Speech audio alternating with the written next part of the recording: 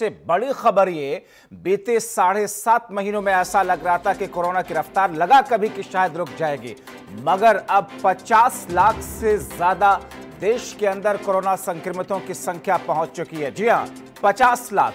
एक वक्त था शुरुआत में जब ये सारे मामले आ रहे थे, कोरोना की तादाद बढ़ रही थी, उसके बाद में कोशिशें की गई लेकिन कोशिशों में कामयाबी मिली नहीं। 24 घंटे में 90,000 से ज्यादा मामले बीते 3 हफ्तों से करीब करीब हर दिन सामने आ रहे हैं। 1290 लोगों की मरीजें बीते 24 घंटे में मौतें हुई हैं। 1290 मरीजों की मौत हुई है। कुल संख्या बढ़कर के देश के अंदर 50,20,360 के पार पहुंच चुकी है। कोरोना के 9,95,933 एक्टिव केस है, यानी कि 50 लाख आंकड़ा गर्चे है, मगर जो बीमार हैं, जिनका इलाज चल रहा है, ऑफिशियली जिनकी पुष्टि की गई है, वो तादाद 10 लाख ही है। हमारे सहयोगी अमित दुबे हमारे साथ में इस वक्त जुड़ रहे हैं। अमित, ऐसा माना जा रहा था कि शायद कुछ महीनों के बाद में इस संख्या में जो रोजाना इजाफा हो रहा है, इसमें कटौती घटौती देखने को मिलेगी, मगर अब 50 लाख, नई प्लानिंग, नया मैकेनिज्म कोई सरकार अब तैयार करेगी, या अब यह है कि साहब इसके साथ तो जीना हमने सीख ही लिया?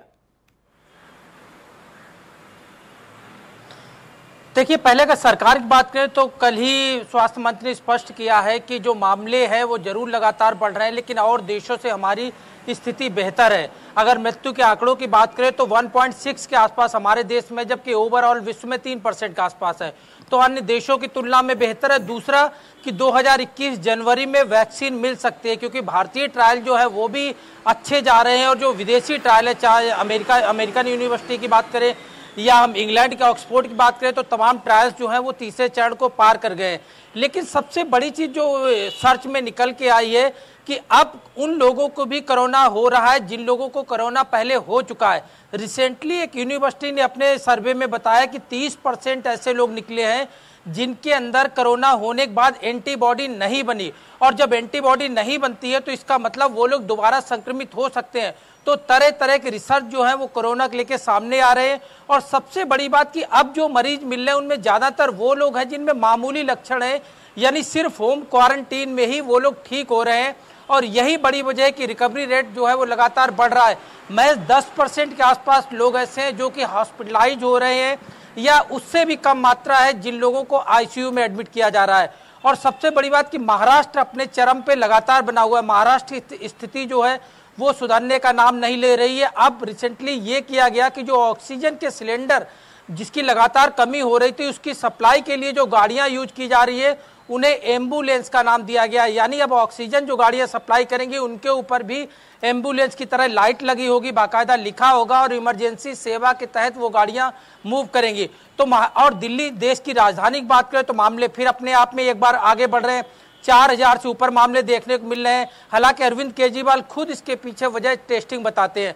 ओवरऑल टेस्टिंग की बात करें तो इसमें कोई दो राय नहीं है कि लगातार 10-11 लाख के आसपास देश में टेस्टिंग हो रही है, जो कि एक बड़ी बात है। एक समय था जबकि हम 1,000, 2,000 या 30 जनवरी को जब पहला मामला सामने आया था, तब शायद किसी ने ये बात नहीं सोची होगी कि हम 50 लाख के ऊपर इस आंकड़े को भी छू जाएंगे। जी, तो फिर ऐसी स्थिति में अमित, जाहिर तौर पर कोशिशें सरकार की तरफ से हों या फिर स्वास्थ्य महकमे की तरफ से हों या फिर आईसीएमआर की तरफ से, कोशिशें युद्ध स्तर पर चल रही है।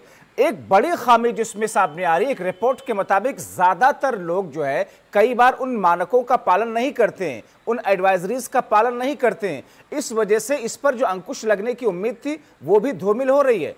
लोग, क्या इसके लिए अब लोग ही ज्यादा जिम्मेदार हैं? मास्क पहनना कई बार लोग छोड़ देते हैं, भीड़ भाड़ वाले इलाकों में जाते हैं तब भी सोशल डिस्टेंसिंग मेंटेन नहीं करते हैं, या फिर जो गाइडलाइंस है उनकी दोबारा से पालन करने के लिए सख्ती से आगे बढ़ने की जरूरत है। जी बिल्कुल, देखिए इसमें कोई दो राय नहीं है कि अगर लोग अनुपालन कर रहे होते तो शायद इस तरह की स्थिति नहीं होती। और इसकी सबसे बड़ी वजह है, चाहे देश की राजधानी दिल्ली की बात करें या तमाम जगह की बात करें, जहां लाखों की संख्या में इस बात को लेकर चालान कटे हैं कि लोगों ने मास्क नहीं लगा रखा था। यानी लोगों की तरफ से भी कहीं ना कहीं लगातार ढील बढ़ती जा रही है, जिसका बड़ा कारण है। एक और बात बताते हैं, कल जब ऑफलाइन हमारी बात हो रही थी संसद भवन के अंदर, अगर हम सेंट्रल हॉल जिस तरह से मानसून सत्र चल रहा है, लोकसभा सांसदों या राज्यसभा सांसदों को डिस्टेंस में बिठाया गया है, लेकिन कैमरे में डिस्टेंस में बैठे हुए जरूर नजर आते हैं। लेकिन यही सांसद जब सेंट्रल हॉल में मिलते हैं तो इनके बीच भी सोशल डिस्टेंसिंग उस तरह की नहीं दिखती है।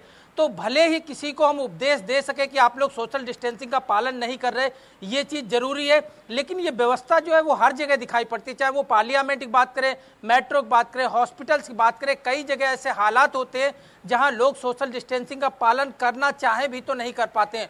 इस तरह की स्थितियां सामने आती हैं और यही बड़ी वजह है कि लगातार पेशेंट की संख्या बढ़ रही है। लेकिन सरकार भी कह रही है, अगर हम डीजीसी की बात करें, लगातार हर कोई कह रहा है कि इसे लेके अब चिंता करने की जरूरत नहीं है, क्योंकि मामूली सिम्टम है और 80% लोग जो हैं जिनके अंदर कोई भी लक्षण नहीं है और मामूली बुखार या खांसी है और उस वजह से वो कोरोना संक्रमित आ जाते हैं, तो उन्हें 14 दिन नहीं, 5-6 दिन में ठीक होकर विस्तार से हर पहलुओं पर दर्शकों तक जानकारी पहुंचाने के लिए।